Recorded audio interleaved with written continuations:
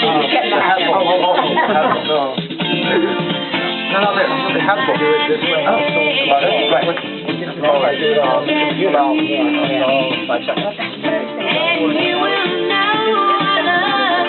Okay, I think we're all right now. Thank you, Michael. People think because I do this, I'm like a dictator with, I was a bleeding edge for years. That's the whole point. You see all the links in the chain, so you get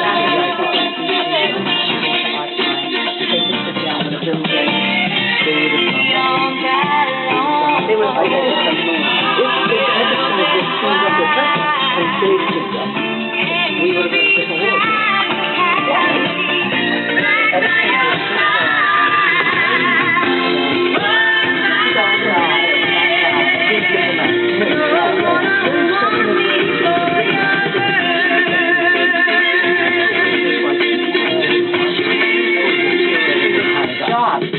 Job.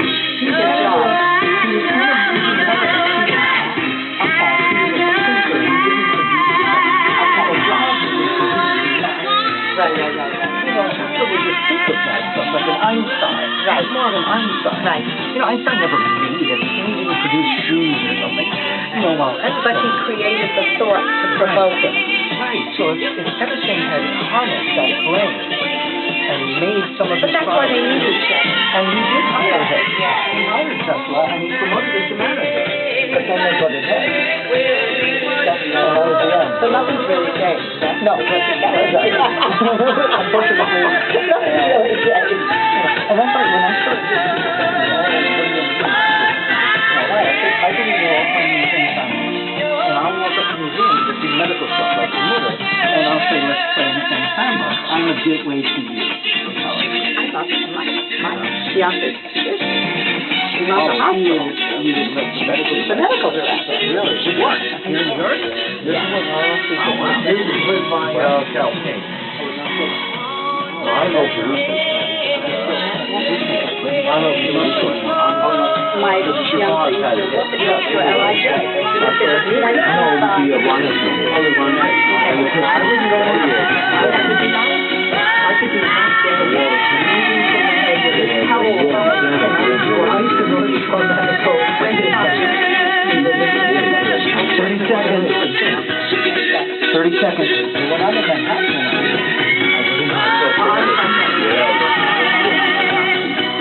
He looks like a criminal he's meant to be,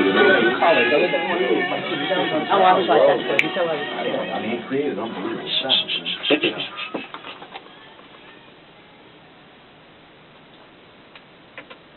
Julie Budd, One Fine Day. This is the Teddy Smith Rock and Radio Music and Talk Show. Teddy has the night off. He's on the road. My name is Andrew Martin. I'll be filling in for Teddy this evening, and we are talking with the spectacular Miss Julie Budd, who, among other things, is just about to begin an artist in residency at the Metropolitan Room. That's right. We talked about that a little bit in the first hour. What for you is the most exciting thing, aside from working with Bernard and Joanne, first band? It's exciting to have a home. Mm-hmm. It's exciting to know that you belong to a place. Right. And that whenever you perform in New York, your fans don't have to say, well, where is she going to be? They know where you're going to be. Right, right. You know what I mean? And I love that. Mm-hmm. I really do. It kind of reminds me of what, New York used to be. Right, right. Or, Vegas used to be that way. Like, you used to say, where is Sammy going to be playing? He's at the Sands. Where else would Sammy be? Right, you know what I'm saying? Like, they were associated with a venue, and I like that. Mm-hmm, mm-hmm. Now, let me mention this, because you recently won the Broadway World Award for Best Show. Yes, for They Wrote the Song. Thank you. And which is the name of the CD as well. Right, exactly. But here's what struck me as interesting when I was sitting there watching the awards show, and it was a wonderful awards show. It was a great night, wasn't it? Great night. Just wonderful people. Stephen Hanks really, really worked hard. He's the best. Isn't he? He's the best, and he's also my editor at Broadway World, as we all know. He's the nicest man. He is the nicest guy, and so capable. And he loves artists. He really does. He really does. Genuinely. Yeah. Genuinely. Yeah. But what struck me was watching you and Herbie, Herbie Bernstein is who I'm referring to, Julie's longtime musical director. What struck me was watching the two of you sing If I Ruled the World, because I don't think most of us had seen you do that since you were a kid. I haven't done that. I'll tell you, the last time I did it, I was 15. Right. And it was on the Ed Sullivan Show. On the Ed Sullivan Show. And the reason why we put it in the show was because it was part of the Anthony Newley medley that's on. They wrote the songs. And, you know, I was getting an award for the show, so I wanted to do pieces from the show. But the medley is 8 minutes long. Right. And I didn't want to do such a long piece. I knew there were other artists on the show. It wouldn't have been nice to hog the stage like that. So I thought, well, you know, Herbie and I chatted about it. We thought, well, you know what? Let's just do If I Ruled the World. It's kind of a nice piece to do. And on a night like this, you're accepting an award. But it's funny you should note that, because I hadn't done that piece since I was 15. Right. And I remember doing it on Ed Sullivan. Right. Well, I'm sure we all remember you doing it on Ed Sullivan. As well as, of course, your now very, very famous rendering of Skylark. Oh, I which, love that piece. Yeah. With Hank Jones. With Hank Jones, that's right. And so, yeah, so you got to sing some really... With some really great people, too. Mm-hmm. I got to work, you know, my ear was trained at an extremely young age. Yeah. And I think it was trained well because I was so fortunate to work with these wonderful musicians. And of course they were much older than me. I mean, some of these people were 30 and 40 years older than I was. And they had been around since the big band days, and they had known everybody. Mm-hmm. But as a little girl coming along, you couldn't have gotten better training than that. Right, of course. Of course. Yeah. Do you find, though, that your approach to how you do the song now is different from, I mean, obviously it's going to be different from... Well, it's different for a few reasons. First of all, I know it so well. Mm-hmm. You know, it's not new material to me anymore. So right. I live on it differently because I know it so well. Right. And I'm older. You know, I'm older, and so my reading is of the life I've lived and of the life I've seen, as opposed to, you know, being 15-year-old and the life that I'm going to want. Right, right. Yeah, so it's a whole other longing. Sure, sure. Now, the song actually also appears on the They Wrote Songs CD as part of a Anthony Newley, Leslie Brickus medley. That's not the Skylark. That's the If I Ruled the World. And that's what I meant, If I Ruled the World. And now, If I Ruled the World, interestingly enough, if you note, I have a little. Oh, the sticker came off, but there was a sticker on there that noted that If I Ruled the World was not written by Newley. Actually, it was Leslie Brickus and Cyril Ordenow. And it was written for Pickwick. Oh, really? And that was the only song out of the medley, actually, that Leslie did not write with Tony. But you have Who Can I Turn To? Yes. And What Kind of Fool Am I? What Kind of Fool Am I? What Kind of Fool Am I is really, to me, the lyric on that is an astounding piece of work. Truly, truly. Truly. And, of course, Once in a Lifetime, which is a wonderful lyric. Yes, and a lot of people, you know what I loved about that medley, actually, Andrew? It's songs that everybody knows, but not a lot of people do. Right. So you don't feel like it's the, you know, same tired medley that you've been hearing for 30 years. It's not. Right. But yet, it's familiar to the audience. Sure. So it's got everything going for it. Right. Not to mention that, you know, these guys really did know how to write for the boys. Absolutely. Absolutely. And they knew a theatrical moment. Yes. Yes. Okay, well, it is an 8-minute medley, but I think we're going to give this a listen. Pick what you like. I think we're going to give this a listen. So this is from Julie Budd. They wrote the songs. This is her Anthony Newley and Leslie Brickus medley. Here we go. Here's our selfie. Okay, we can do this. Where are we?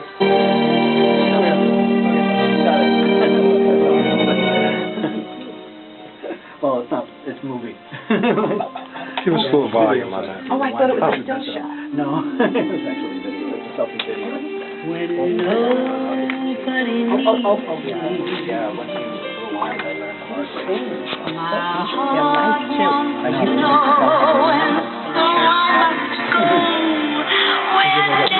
This will be a good one for the next one.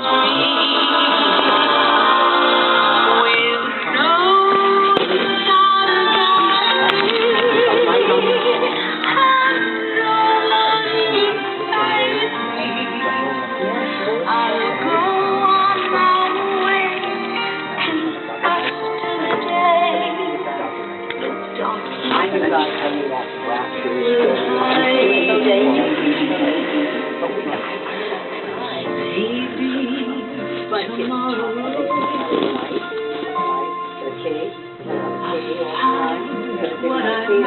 I picked up, I had cameras that were so good. I'll throw off my sorrow, beg, steal or borrow my share of laughter. With you, I can learn to. With you,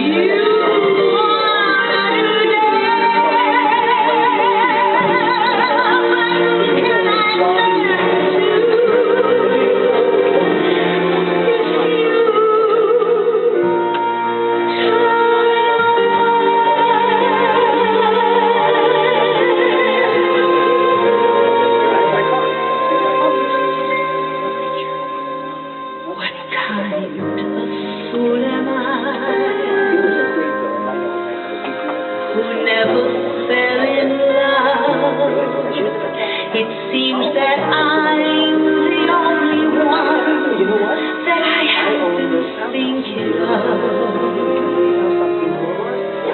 What kind of gas is this?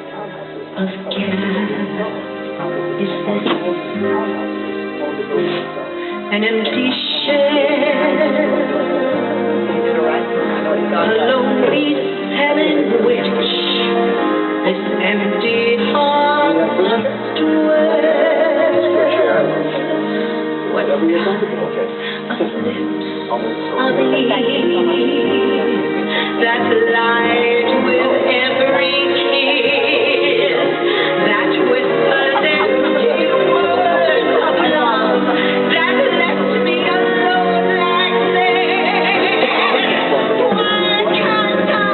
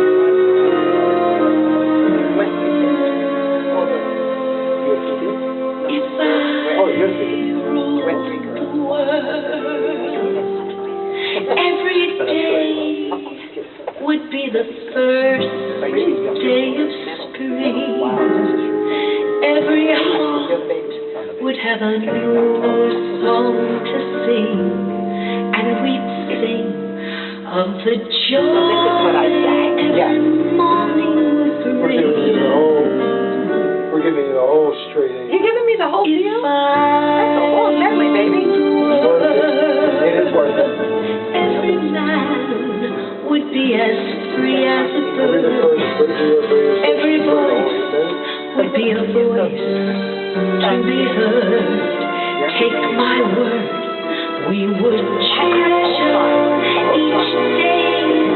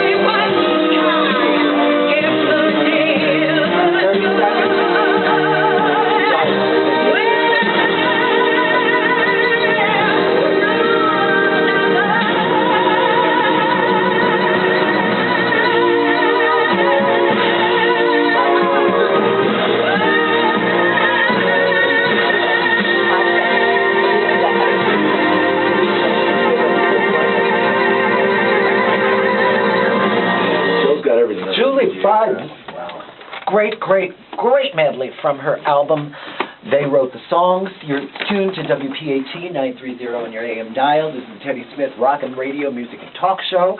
Teddy has the night off. My name is Andrew Martin. I'll be sort of running the ship tonight. And we are once again talking with the legendary cabaret singer and entertainer and all-around great, great gal, Ms. Julie Budd. Welcome back to the show, Julie. Thank you, Andrew. This is so much fun. I'm loving this. I can't believe you gave me 8 minutes and 5 seconds. I did. And you and Jim, you are really good friends. Oh, boy. Now, we're gonna listen to another song, which is actually from your other recent CD, The New Classics. Yes. But I want to talk about this song for a minute because I feel it's important that you and I discuss why you chose this particular song. Which piece? It's a song from Wicked called Defying Gravity. Right. And it's already become so closely associated with singers like Idina Menzel, who created the role of Elphaba in Wicked on Broadway. But I think it's important to also mention that Wicked and all the songs for Wicked were written by Stephen Schwartz. And so do you have a particular affinity for... Well, one of the reasons that I put it on the CD when we were doing the New Classics is I really wanted a younger point of view about what the new American songbook was. Right. And I felt that Stephen was about that. Yes. He was someone that we should tip our hat to in that regard. So I looked at his songbook, and and there was so many wonderful things I could have done.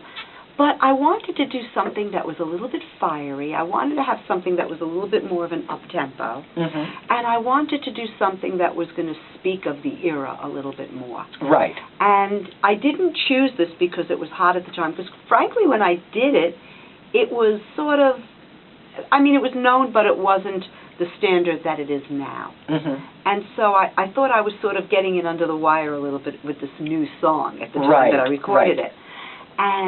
And I really wanted it on there because I wanted Stephen to be included. Yes. And so I chose this piece.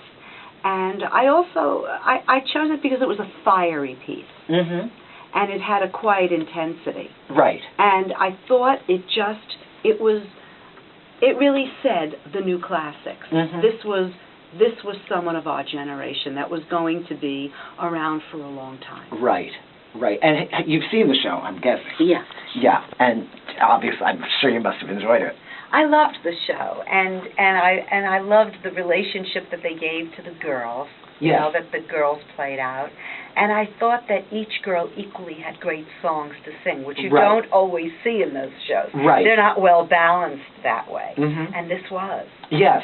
And I was impressed by that, because that's a hard thing to do. It was very impressive. The original cast was amazing. Yeah. Joel Grey. But the whole balance of the show. Yes. Joel and the two girls. But the material that each artist was given, it's very hard to balance it that well. I thought Stephen really did a great job. Right. Well, I can't wait to give this a listen, because I haven't heard it yet, and I absolutely adore this song. It's fiery, baby. I know. I can't wait. All right. So this is going to be Julie Budd from her other CD, The New Classics, singing from Wicked, the wonderful song, Defying Gravity. Here we go. Herbie's a great orchestrator. He knows how to stay out of the way of the thing, but he also knows how to build. Yes. You know? Yeah. And that's a hard thing to do, because, I mean, you know, there are a lot of people out